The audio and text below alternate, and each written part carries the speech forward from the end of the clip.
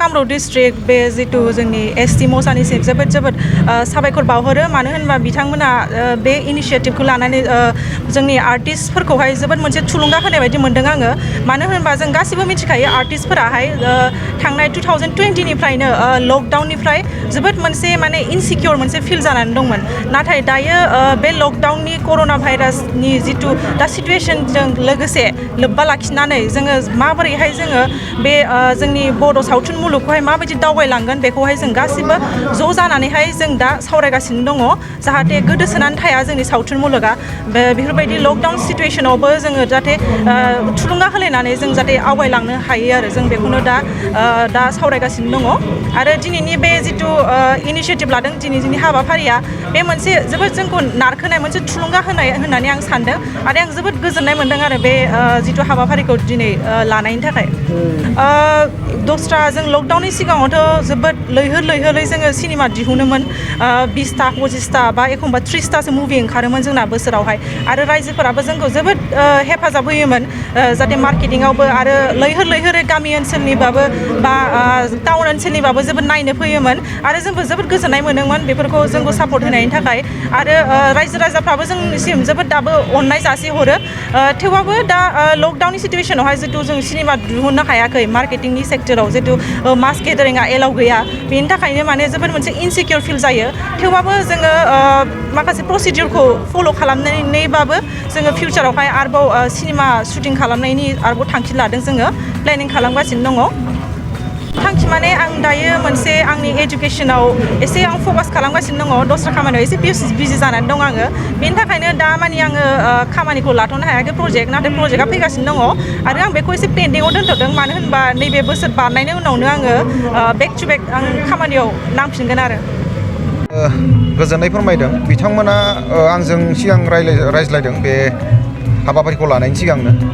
ओमफ्राय आं बुंदों जे नोंथांमोना जिखिनि आर्टिस्टखौ थुखिनानै मोनो जेनेबा जिखिनिखौ नोंथांमोननि मेलेमाव सोलियो जेनेबा बा मिथिनो हायो बा मिथिदों बा थुखिना मोन्दों बेखिनिखौनो नोंथांमोना लेंनानै बरायबानो जाबाय जोंनि एस'सियेसननि फालनिफ्राय बुंनो गोनां जेबो गैया आरो ओरैनो गासैखौबो होजोबनो गोनांब्लाथ' गासै आसाम नाङै होजोबनो गोनांब्ला जोंहा रोजानि सायाव बारलाङो 1000 सायाव बारलाङो बेखायनो आं बुंदों जे जोंनिफ्राय जेबो बुंनो गोनां गैया नोंथांमोना जायखौ लिङो बेखिनियानो फैगोन जिखिनि इनभाइटेसन मोनो बिथांमोनानो फैनानै नोंथांमोननि बरायनायखौ आजावनाय जागोन माखासे हाबाफारिखौ लाना खामानि मावगासिनो दं जों दिनै नङा आथिखाल नङा जों दिनै 7-8 बोसोरनिफ्राय खोब मोजां हाबाफारि लाना खामानि मावगासिनो दं गिबियावनो बड' सिने आर्टिस्ट एस'सियेसना बड' फिल्म एवार्ड खालामनाय जायो आरो कनफारेन्स इयारलि जायो बेयाव जों माखासे गोदान महरगिरि गोजाम महरगिरि बिसोरनि इन्टारेक्सनजों लानानै माखासे हाबाफारि लानाय जायो आरो जोंनि समाजाव जा माने बेरेखा माखासे समाज बेरेखा जोंनि आर्टिस्टफोरनि गेजेराव सावरायनाय जायोबा भाइरेलफोर जागासिनो दं जों बेनि सायावबो माखासे स्टेप लानाय जादों बेफोरखौ लानानै जों बिसाया आर्टिस्टफोरनि गेजेराव आरो समाजनि गेजेराव आर्टिस्टनि गार्जेन महरै खामानि मावगासिनो दं आं सानो खोब खम समनि गेजेराव माने जोंनि समाजाव आर्टिस्ट समाजाव माने मोजां आबहावा सोरजिगोन होननानै आं सानो जिहेतु बर'नि गिबि फिल्म आलायारनखौथ' बिटिआर सरकारा मुम्बाइनिफ्राय लाबोदोंमोन नाथाय बियो रायजो राजाफोरनि सेराव दासिमबो मानि थाखाय इसेबां दासिमबो नुजानो हायाखै दिनैनि समाव आलायारनखौ मानो नुजायाखै होननानै बुंनो थाङोब्ला आं जिखिनि बाथ्राखौ खोनानो मोन्दों माने बर' सिनेमा सोलिनाया मोनसे सिजन थायो बे सिजोना कमप्लिट जोबलांदोंमोन माने फुजा सिजननिफ्राय साप'ज नभेम्बर बे समाव बर' फिल्मखौ नायनाय जायो आरो बे दस्रा समाव जों रिलिज जायोब्ला माने आलायारनखौ आरोबाव दिन्थिफिनोब्ला खोब नायजानाय नङा बा अडियेन्सफोरा नायनाय नङा नामा बेखौ मोनसे सन्देह लानानै माने बेखौ फैगौ बोसोर ओरैनो दिन्थिनायनि मोनसे सिन्थाधारा खालामनाय जादों सरकारा आं सानो बेखौ फैगौ बोसोर रायजोफोरा नुगोन आरो फैगौ सिजनाव ओरैबायदि जायो जेनेबा जोंहा दा बिटिआर गभर्नमेन्टआ मोनसे फिसायैबाबो डिजिटेल प्रिजार्भ सेन्टार मोनसे खालामदों माने बर'नि गोदोनि फिल्मफोरखौ बुरखांजोबनानै बा दिनै खै बोसोरनिफ्राय ओंखारनाय बे सिनेमाफोरखौ बेयाव दोनथुमनाय जागोन आरो बेयाव जेब्ला गोसो अब्लानो नायनो हानाय जागोन आरो बे नोंथाङा सोंनाय बाथ्राया जे गोजाम स्ट'रिखौ लानानै गोजाम बर' फिल्मनि स्ट'रिखौ लानानै गोदान मुगानि आर्टिस्ट लानानै बिदि खालामजाया नामा सोंनाय बाथ्राया बेखौ खोब डाइरेक्टर आरो प्रडिउसारनि इन्टारेस्टनि सायावसो माने फिल्मा प्रडाक्सन जायो नालाय ओंखारो नालाय बेखौ सोरबा डाइरेक्टर बा प्रडिउसारा जुदि इन्टारेस्ट लानानै खालामोब्ला आं सानो निसय दिहुननो हायो आरो बे दिहुननायाव जेबो प्रब्लेम गैया आरो बिसाया बेखौ इन्सपायारसो खालामगोन बा आर्टिस्टफोरा इन्सपायार खालामगोन कि बर'नि गोजाम फिल्मफोरखौबो जोङो दा गोदान मुगायाव गोदान सिस्टेमजों गोदान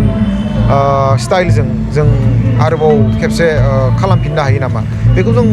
अराय सम जों वेलकाम खालामगोन आरो आं सानो खालामजायो बे जेबो प्रब्लेम गैया सोरबा जुदि प्रडिउसार डाइरेक्टरा जुदि ओंखारबोयोब्ला बेखौ खालामनायाव जेबो उसुबिदा गैया आरो खालामजागोन आरो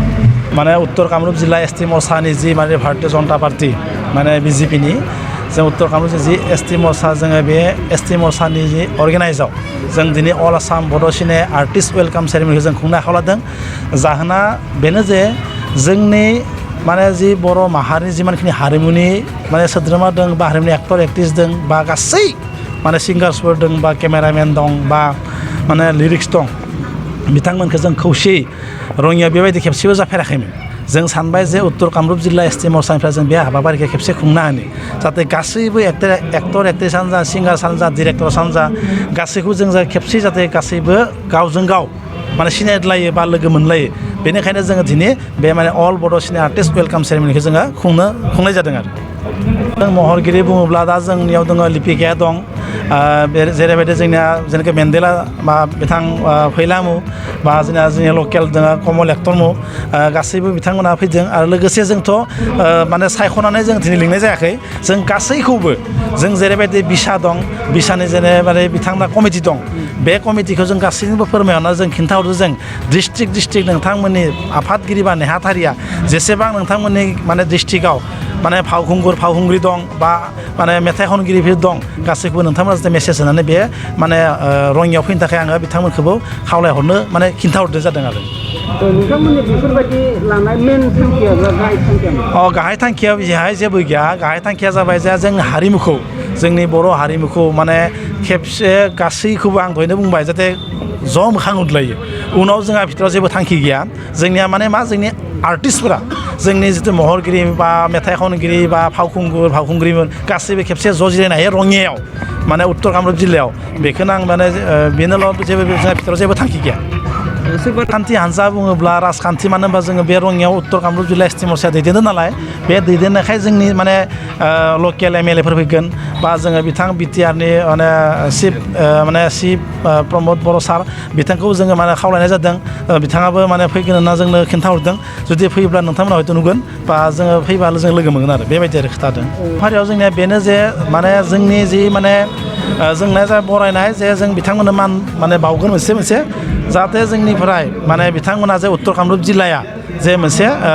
माने अल बर' सिने आर्टिस्टफोरनि जे मोनसे खुंदोंमोन बे जाहाथे मोनसे सार्टिफिकेट बा मान मोनसे होनाय जागोन आरो क'क्राझार गोजोननि नोगोर तितागुरि पार्ट 2